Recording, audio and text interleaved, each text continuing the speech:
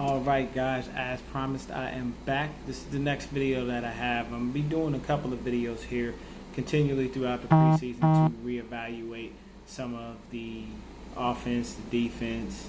Don't really need to worry too much about special teams. One note, you know what I'm saying, like and subscribe.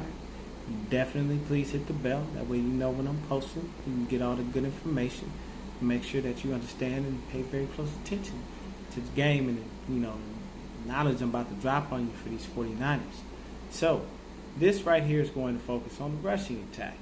Now, as far as our offensive line goes, we don't have any problems there when it comes to the run. Not at all. Not by any stretch of the imagination do we have any issue with guys that can go ahead and run block. That seems to be actually a good point of the offensive line. As far as the passing, protection, I don't know. But I can tell you this. Our offensive line is great when it comes to run blocking. So let me just tell you a little bit about this last game that we just won. So Raheem Mostert, 6 rushes for 58 yards and a TD on a 30-yard run. And Mostert is showing us that he's a lot more than just a damn backup. That dude's going to be real valuable. So we cut him, I can guarantee somebody going to pick him up real quick. Because I can guarantee you, you're getting cheap right now. You know what I'm saying? So you got to let him have like 1,000-yard season or something. Then he can come in and start requesting a lot of money. But you get him cheap right now. I'm tell you right now, Raheem Mostert is to be watched and to be paid attention to. Guy is more than just a backup. He's more than just a special teams ace. He's great. He's doing really good, man.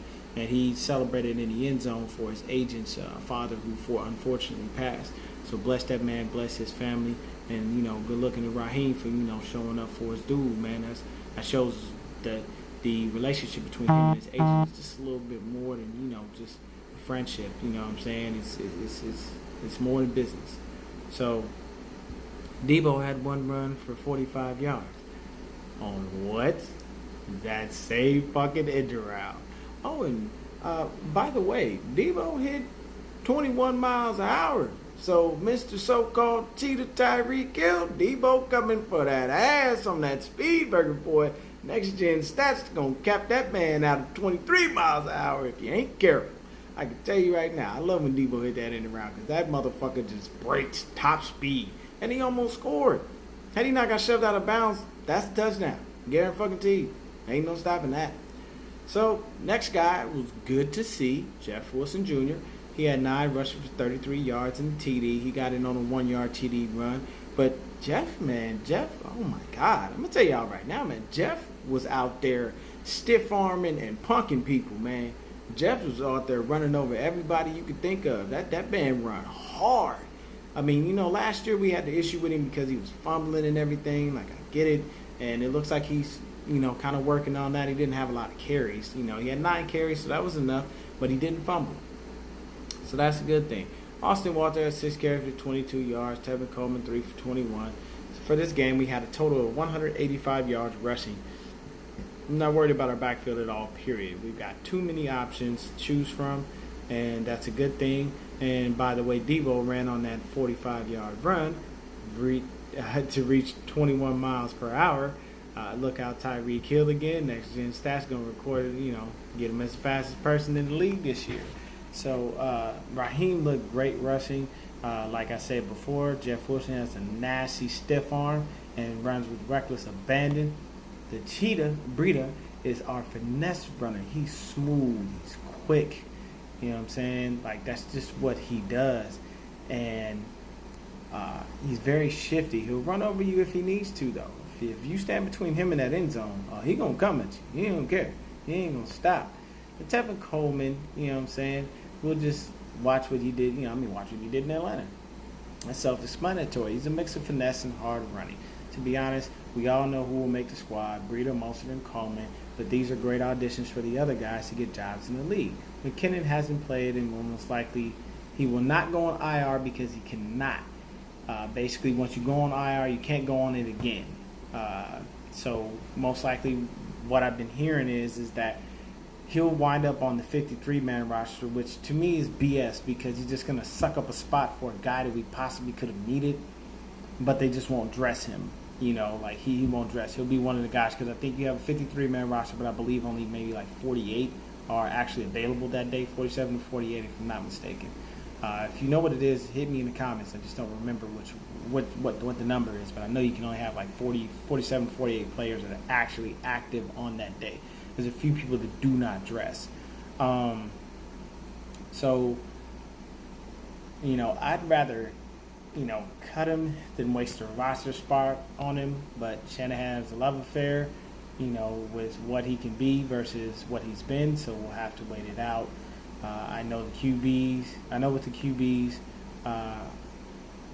I went in depth with numbers for the defenses we'll face, but I'm not worried about that at all.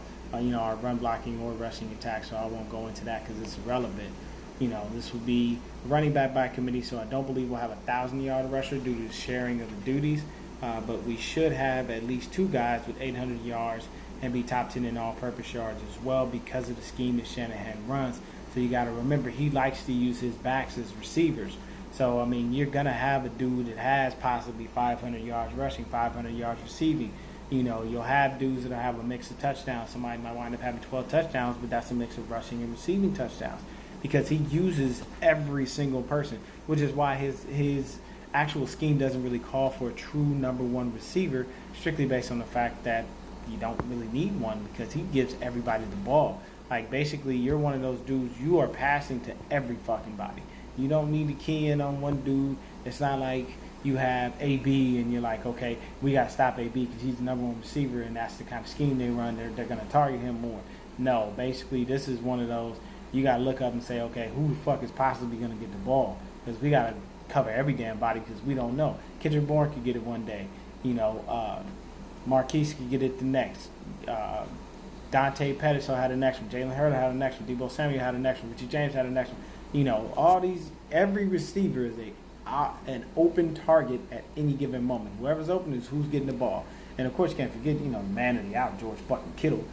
Best tight end in football. I wish someone would get on my damn channel and try to challenge me on that because you can only say the only thing you can say about Travis Kelce is he had more touchdowns than him.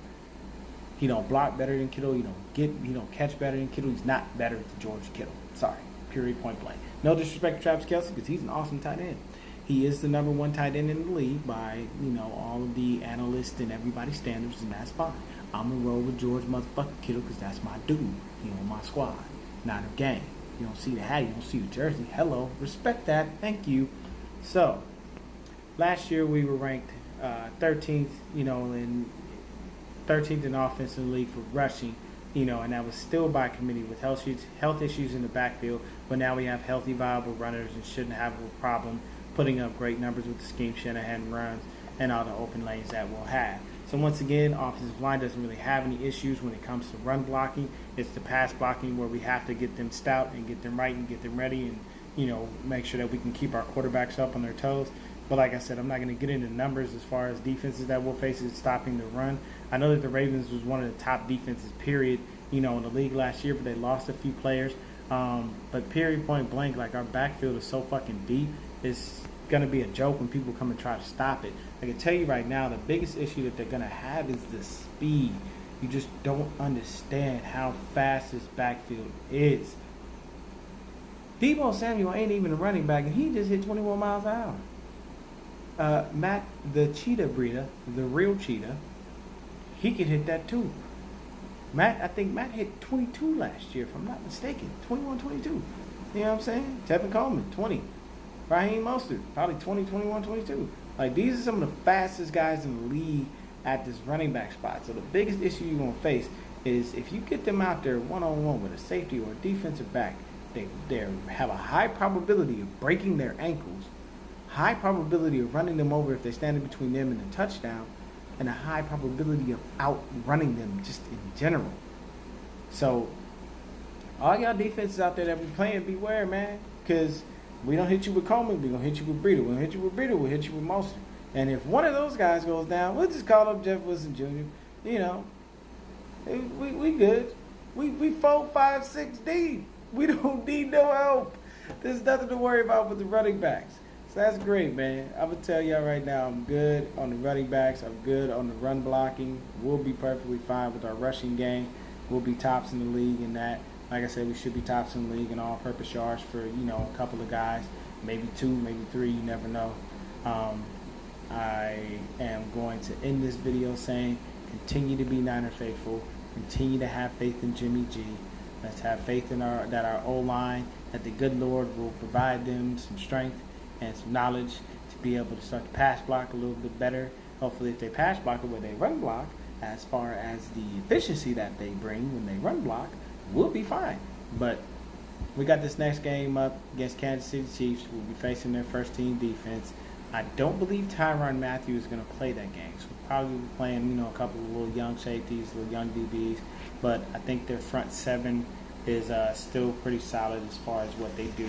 So we'll go ahead and see what we can do and try to stop them. Like I said, we got D4 to be able to give us the inside info on those guys' tendencies as far as anybody that's still there.